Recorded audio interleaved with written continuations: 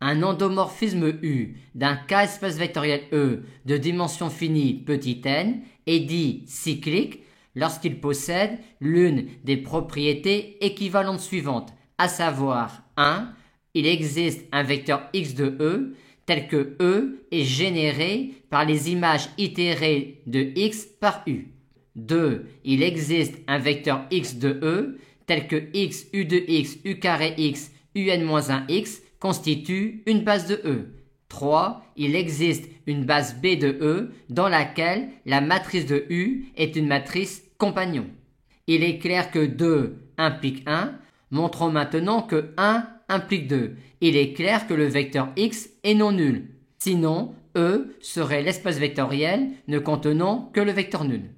Aussi, la famille X est libre, par conséquent, on a ici une partie non vide de n étoiles qui est majorée car une telle famille a un cardinal inférieur ou égal à la dimension de E.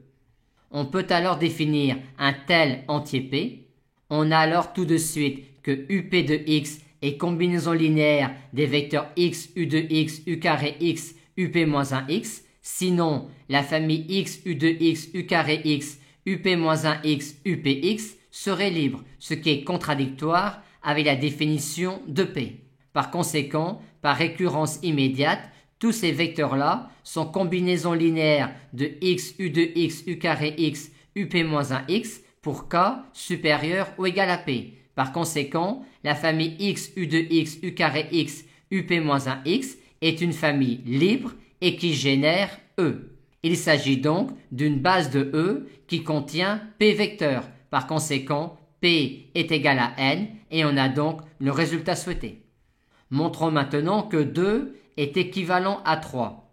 2 implique 3 car la matrice de U dans cette base-là a bien cette forme-là. Inversement, s'il existe une base B égale E1, E2, En de E telle que la matrice de U dans cette base-là soit cette matrice-là, on a alors U de E1 égale E2, U de E2 égale E3, U de En-1 égale En. Par conséquent, les vecteurs E1, E2, En de la base B sont en fait les vecteurs E1, U de E1, U carré de E1, Un-1 de E1, ce qui démontre bien que 3 implique 2. Et on a donc là, là et là les trois premières caractérisations équivalentes d'un endomorphisme cyclique.